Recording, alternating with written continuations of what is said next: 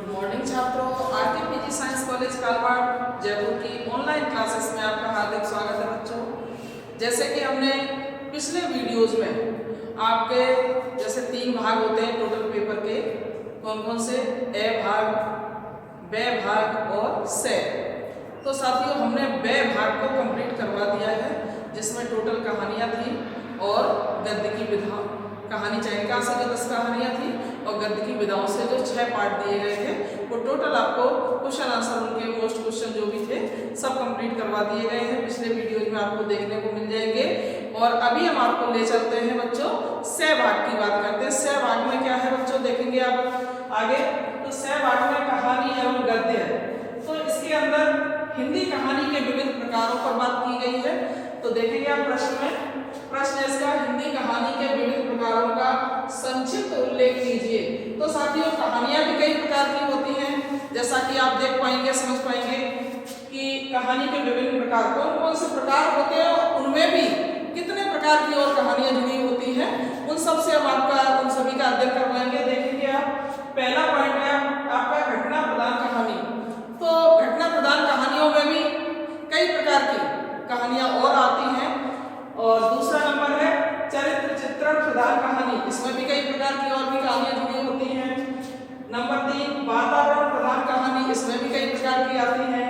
और भाव प्रधान कहानी, तो साथियों इसमें भी कई प्रकार की कहानियां जुड़ जाती हैं।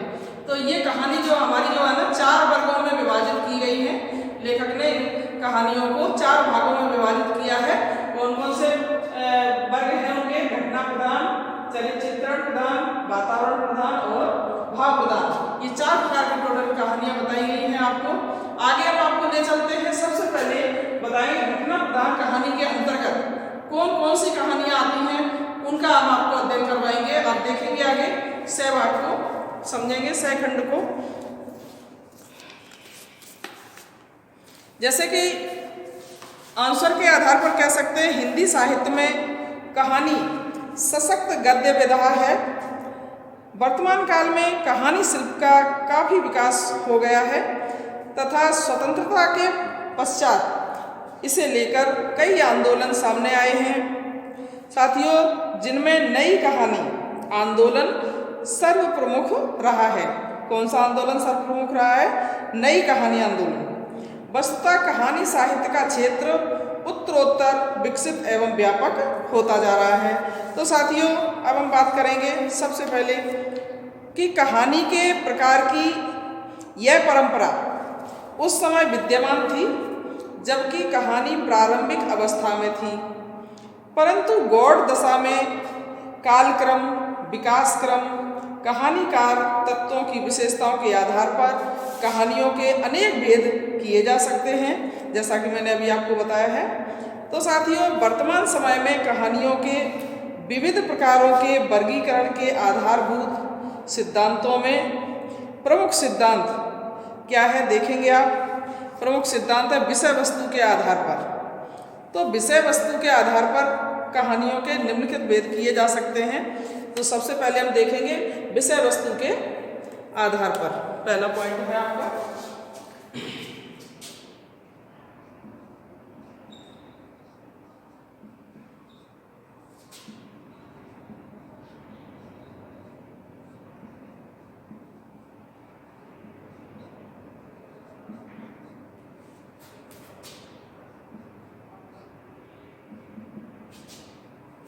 पहला पॉइंट है विषय वस्तु के आधार पर। तो बच्चों इसमें देखेंगे आप कि इसके अंतर्गत कौन कौन सी कहानियां आई हैं। देखेंगे आप घटना प्रधान कहानी और पात्र प्रधान कहानी, विचार प्रधान कहानी, नीति प्रधान कहानी और शिकार संबंधी कहानियाँ, कल्पना प्रधान कहानी और प्रतीकात्मक कहानी, साहसिक कहानियाँ, ये सभी 8 प्रकार की जो कहानियाँ हैं ये किस में आई हैं, आपकी विषय वस्तु के आधार पर जो बताई गई हैं उनमें से हैं। अभी आप देखेंगे आगे। साथियों जैसे कि आपको बताया गया है अभी कहानी के विभिन्न प्रकारों के बारे में, जो वर्गों के आधार पर इनको 4 प्रकार के 4 भागों में बांटा गया है। और अब हम ले चलते हैं आपको आधार पर कितने प्रकार की कहानियां लिखी जा सकती हैं उनको देख लीजिए। नंबर 1 घटना प्रधान कहानी, ये विषय वस्तु के अंतर्गत ही आती है। पात्र प्रधान, विचार प्रधान, नीति प्रधान कहानी, शिकार संबंधी कहानी, कल्पना प्रधान संबंधी और प्रतीकात्मक कहानी, साहसिक कहानी। ये 8 प्रकार की कहानियां किसके अंतर्गत आती है? विषय वस्तु के आधार पर लिखी जाती हैं। तो हम इनसे आपको अभी रूबरू करवाएंगे एक एक कहानी को कि किस प्रकार की कहानियां और क्यों लिखी जाती हैं। तो साथियों, विषय वस्तु के आधार पर कहानियों के निम्नलिखित भेद किए जा सकते हैं, जिन भेदों के हमने नाम आपको बोर्ड पर लिखवा दिए हैं। तो साथियों, पहला जो है, पहला नंबर घटना प्रधान कहानी। इस प्रकार की कहानियों में घटना का प्राधान्य रहता है। संपूर्ण कहानी किसी घटना पर आधारित होती है बच्चों। जैसे दुलाई वाली प्रारंभिक काल की स्थूल आदर्शवादी एवं जासूसी तिलिस्मी कहानियाँ प्रायः इसी वर्ग में आती हैं जो घटना प्रधान होती हैं। साथियों, अब हम बात करेंगे दूसरे पॉइंट की। दूसरा पॉइंट है इसमें पात्र प्रधान कहानी। तो साथियों, इस प्रकार की कहानियों में चरित्र विश्लेषण पर अधिक जोर दिया जाता है। जैसे कि बूढ़ी काकी व सयानी बुआ, इसी प्रकार की कहानियाँ हैं। इस वर्ग के कहानीकारों में प्रेमचंद, जयशंकर प्रसाद, जैनेन्द्र कुमार, यशपाल, मोहन राकेश, राजेंद्र यादव तथा मन्नू भंडारी के नाम उल्लेखनीय हैं बच्चों। जो ये सभी जो लेखक हैं, इन्होंने अपने पात्र प्रधान कहानियाँ लिखी हैं, उनका नाम उल्लेखनीय है इन कहानियों के हिसाब से। तो साथियों, अब हम बात करेंगे तीसरे पॉइंट की। तीसरा पॉइंट है आपका विचार प्रधान कहानी। बच्चों, इस प्रकार की कहानियों में किसी एक भाव या विचार के आधार पर कथानक का विकास किया जाता है। तो ये कहानियाँ सामान्यतः किसी चिंतन या सामयिक सत्य की व्यंजना के लिए लिखी जाती हैं। इन कहानियों का मुख्य लक्ष्य प्रभाव की सृष्टि करना होता है। और इस वर्ग के कहानीकारों में जैसे जयशंकर प्रसाद, अज्ञेय, जैनेन्द्र कुमार, चंद्रगुप्त, विद्यालंकार आदि के नाम उल्लेखनीय हैं। इन सभी लेखकों ने विचार प्रधान कहानियाँ लिखी हैं। और अब हम बात करेंगे चौथे पॉइंट की, नीति प्रधान कहानी। कहानियाँ बहुत प्रकार की होती है बच्चों। तो नीति प्रधान कहानियाँ, इस प्रकार की कहानियों में किसी नीति अथवा उदात्त विचारधारा के आधार पर कहानी का कथानक विकसित किया जाता है। तो साथियों, इसमें जैसे कि प्रेमचंद द्वारा विरचित नमक का दरोगा कहानी इसी प्रकार की है, नीति प्रधान कहानी है। आपने कई बार इस कहानी को पढ़ा होगा, नमक का दरोगा कहानी। तो ये जो कहानी है नमक का दरोगा, ये नीति प्रधान कहानी है बच्चों। अब हम बात करेंगे पांचवें पॉइंट की। पांचवा पॉइंट है आपका शिकार संबंधी कहानियाँ। बच्चों, पंडित श्रीराम शर्मा द्वारा विरचित अनेक कहानियाँ इस श्रेणी में आती हैं। कौन सी श्रेणी में? शिकार संबंधी कहानियों में। जो पंडित श्रीराम शर्मा है ना, इन्होंने बहुत सारी कहानियाँ लिखी हैं और वो सारी कहानी इनके द्वारा लिखी हुई शिकार संबंधी कहानियों में ही आती हैं। अब हम बात करेंगे पॉइंट नंबर 6 की। इसमें है कल्पना प्रधान कहानी। तो साथियों, इस प्रकार की कहानियों में कल्पना का प्राचुर्य होता है। मोहनलाल महतो ने लिखी है वियोगी, मोहनलाल महतो वियोगी द्वारा लिखित कौन सी कहानी है? खोपड़ी नामक कहानी इसी प्रकार की है। खोपड़ी नाम है कहानी का। वो कौन सी कहानी है? कल्पना प्रधान कहानी है। कहानी का नाम क्या है? जो मोहनलाल महतो वियोगी द्वारा लिखी गई है उसका नाम है खोपड़ी। खोपड़ी मतलब दिमाग। तो खोपड़ी नामक जो कहानी है वो इसी प्रकार की कहानी है साथियों। अब हम आगे बात करेंगे पॉइंट नंबर 7 की। तो 7वें पॉइंट में बच्चों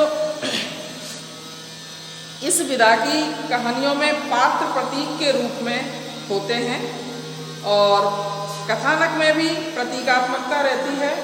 साथियों, श्री भगवती प्रसाद वाजपेयी द्वारा लिखित खाली बोतल, ये कहानी का नाम है बच्चों। खाली बोतल कहानी इसी विधा की कहानी है। कौन सी विधा की? प्रतीकात्मक विधा की। तो अब हम बात करेंगे 8वें नंबर की साहसिक कहानियाँ, जैसे कि वृंदावन लाल वर्मा द्वारा विरचित दबे पाँव ये कहानी है। ये भी साहसिक कहानी है। तो वृंदावन लाल वर्मा द्वारा जो विरचित कहानी है उसका नाम क्या है? दबे पाँव। ये एक साहसिक कहानी है। साथियों, ये बात हुई हमारी विषय वस्तु के आधार पर जो कहानियाँ लिखी जाती हैं उसकी। और अब हम बात करेंगे प्रतिपादन शैली के आधार पर। दूसरा पॉइंट है आपका। साथियों, बात करते हैं आगे दूसरे नंबर की कहानियां किस किस प्रकार की होती हैं। देखेंगे प्रतिपादन शैली के आधार पर जो कहानियां लिखी जाती हैं वो कितने प्रकार की होती हैं, क्या क्या प्रकार हैं उनके देखेंगे आप। पहला पॉइंट, आत्मकथात्मक रूप में लिखी हुई कहानियां। नंबर 2, वर्णनात्मक पद्धति में लिखी हुई कहानियां। नंबर 3, पत्र पद्धति में लिखी हुई कहानियां। नंबर 4, वार्तालाप पद्धति में लिखी हुई कहानियां। नंबर 5, डायरी पद्धति में लिखी हुई कहानियां। ये 5 प्रकार की कहानियां प्रतिपादन शैली के अंतर्गत आती हैं। तो हम देखेंगे आगे बच्चों, जैसे कि इस शैली के आधार पर कहानियों के निम्नलिखित भेद किए गए हैं। वो भेद कौन कौन से हैं देखेंगे आप। साथियों, आत्मकथात्मक के रूप में जो कहानियाँ लिखी गई हैं इसमें पात्र या लेखक स्वयं अपने जीवन की घटनाओं को कहानी के रूप में लिखता है। और प्रेमचंद द्वारा विरचित, जैसे कि बड़े भाई साहब, ये कहानी आपके कंपलसरी सब्जेक्ट में आती है। बड़े भाई साहब और भीष्म साहनी की कहानी है तस्वीर कहानी इसी श्रेणी की हैं। ये दोनों कहानियाँ आत्मकथात्मक रूप में लिखी हुई कहानियाँ हैं। कौन कौन सी? बड़े भाई साहब और तस्वीर। बड़े भाई साहब प्रेमचंद द्वारा लिखी गई है और तस्वीर भीष्म साहनी के द्वारा। तो साथियों, ये दोनों कहानियाँ इसी श्रेणी की कहानियाँ हैं। अब हम बात करेंगे पॉइंट नंबर 2 की, वर्णनात्मक पद्धति में लिखी हुई कहानियाँ। साथियों, इस प्रकार की जो कहानियाँ हैं उनमें वर्णन की प्रधानता होती है।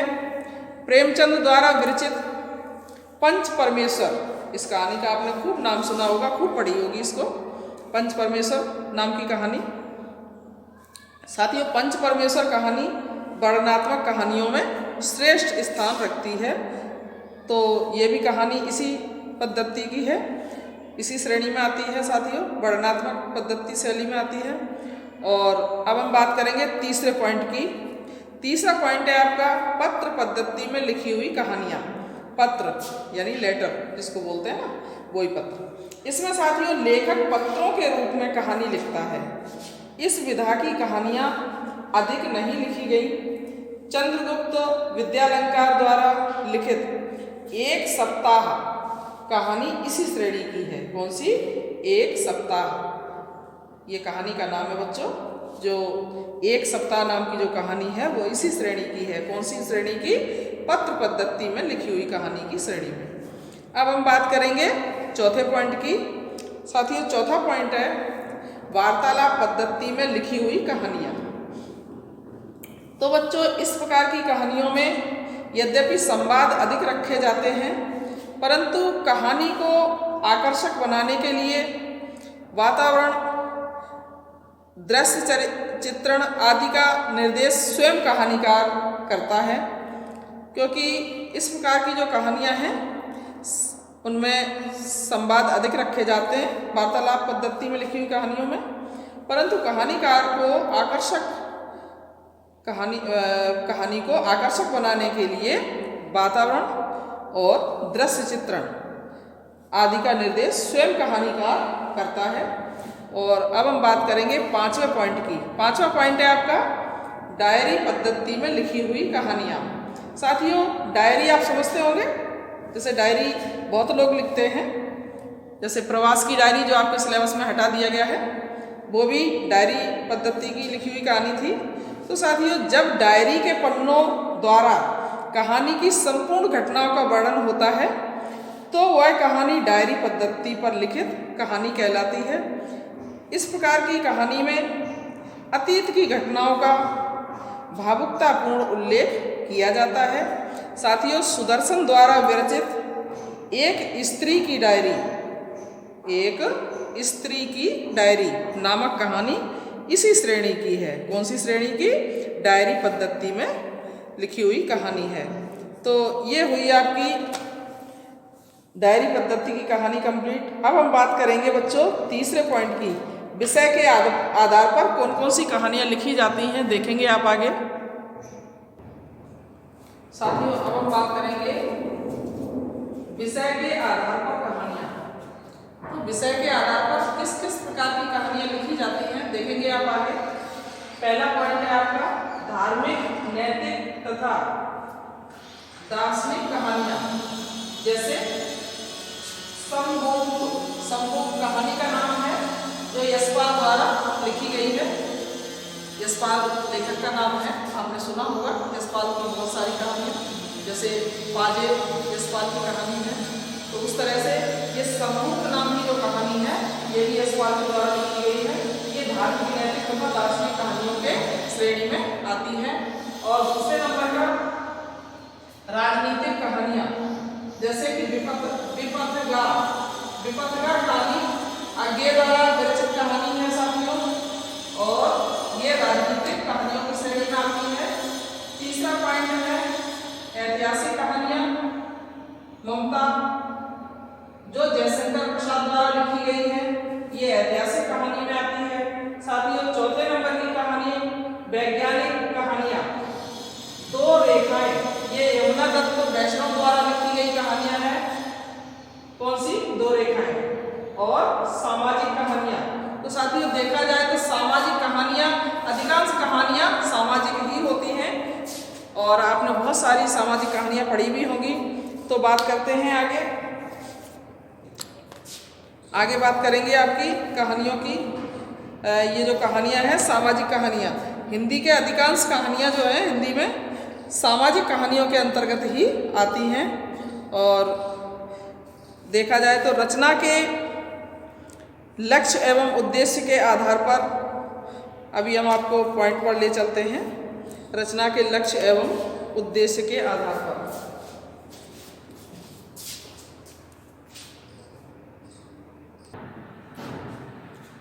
तो साथियों, आगे आप देखेंगे चौथा पॉइंट है आपका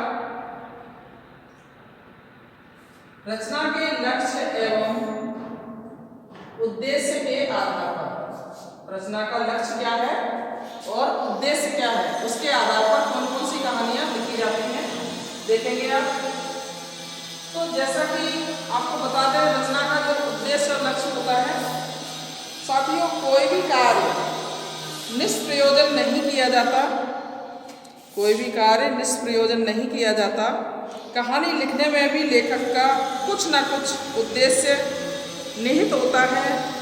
बच्चों, उद्देश्य के आधार पर कहानियों को निम्नलिखित भागों में विभाजित किया जा सकता है। वो भाग कौन कौन से हैं निम्नलिखित, देखेंगे आप आगे। नंबर 1 आदर्शवादी कहानियाँ, नंबर 2 यथार्थवादी कहानियाँ, नंबर 3 आदर्शोन्मुख यथार्थवादी कहानियाँ, और नंबर 4 प्रगतिवादी कहानियाँ, नंबर 5 गांधीवादी कहानियाँ। ये सभी कहानियाँ हैं जो बच्चों ये रचना के लक्ष्य एवं उद्देश्य के आधार पर लिखी जाती हैं। तो आगे आप देखेंगे, अब आपका 5वां पॉइंट है स्वरूप विकास के आधार पर। तो आप आगे देखेंगे स्वरूप विकास के आधार पर कहानियां। बच्चों, आगे बात करते हैं आपसे 5वें पॉइंट की, स्वरूप विकास के आधार पर। स्वरूप विकास के आधार पर कहानियों का किस प्रकार से विभाजन किया है, देखेंगे आप। तो सबसे पहला नंबर है आपका निर्माण काल की कहानियां, जो कब से कब तक लिखी गई हैं, कौन सा उनका ईस्वी और सन रहा है, देखेंगे आप। तो निर्माण काल की जो कहानियां हैं वो ईस्वी सन 1800 से 1900 तक की कहानियां जो है वो सभी कहानियां किसमें आती हैं? निर्माण काल की कहानियों में। और दूसरा नंबर है आपका प्रयोग काल की कहानियां, ईस्वी सन 1900 से 1915 तक की कहानियों में आता है। प्रयोग काल की जितनी भी कहानियां हैं वो 1900 से 1915 की कहानियों में आती हैं। नंबर 3 विकास काल की कहानियां। साथियों, विकास काल की कहानियां हैं सन 1915 से 1936 तक की कहानियों में आती हैं। कौन सी? विकास काल की कहानियां। और नंबर 4 उत्कर्ष काल की कहानियां। उत्कर्ष काल की बच्चों कहानियां जो है वो है ईस्वी सन 1936 से 1955 तक की कहानियां। और अब पॉइंट नंबर 5 आधुनिक काल की कहानियां। आधुनिक मतलब जो समय चल रहा है आपका, उस समय की कहानियां ईस्वी सन 1955 के बाद की कहानियां। ठीक है, 1955 के बाद की जितनी भी कहानियां हैं वो किस में आती हैं? आधुनिक काल में आती हैं। तो अब आप समझ गए होंगे कि कहानियों का जो विभाजन किया गया है, स्वरूप जो स्पष्ट किया गया है, वो किस प्रकार से विकास के आधार पर इसका स्वरूप स्पष्ट किया गया है। तो बच्चों, इस प्रकार हम देख सकते हैं कि वर्तमान युग में कहानी के अनेक प्रकार व अनेक शैलियाँ दिखाई देती हैं। वर्तमान युग में हिंदी कहानी विधा का पूर्ण विकसित रूप देखने को मिलता है। तो आप सभी इन कहानियों के कई प्रकार, कई रूप, कई विकास के आधार पर जो स्वरूप बताए गए हैं उनको आपने अध्ययन किया, समझ लिया होगा। और अब हम चलते हैं आगे, देखेंगे आप।